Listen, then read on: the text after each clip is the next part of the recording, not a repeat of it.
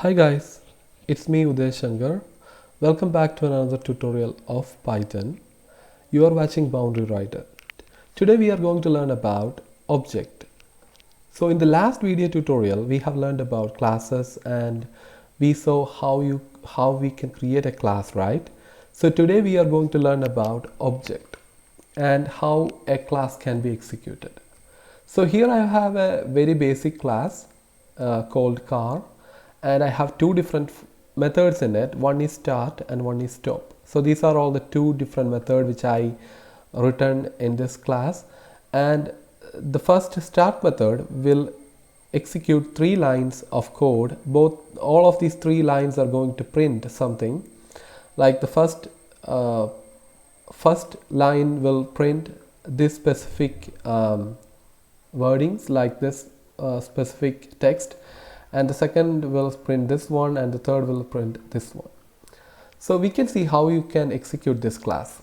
So to execute this class methods, you have to create an object of the class. So object name can be anything. Just give a name like car object and then equal, then the name of the class and this round bracket. So you can create an object like this, and if you execute now, it won't do anything because you just created an object but you are not calling any function, right? So I'm going to call a method from it. So car object dot start. So I'm going to execute this start function or method because it's basically method. So I'm executing this start method, and you can see that all these 3 lines have printed here. And then I'm going to stop this method, the stop method, and if I execute it, you can see that it executed the stop method.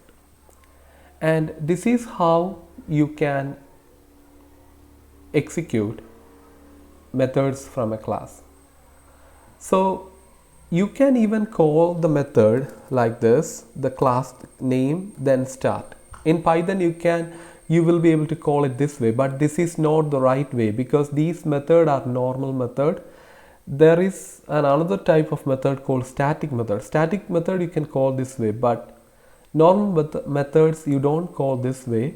It's technically wrong, and if you run it, you will get an error saying self is not defined. So that means self when you call it like a static method, then self is considered as a normal argument. And we can learn all of these things in the upcoming video tutorial. And in this video tutorial, we can learn just this, like the car object, then you can call the method like this, and it will execute it one by one. So that's all for this video tutorial, guys. Let's see you in the next video.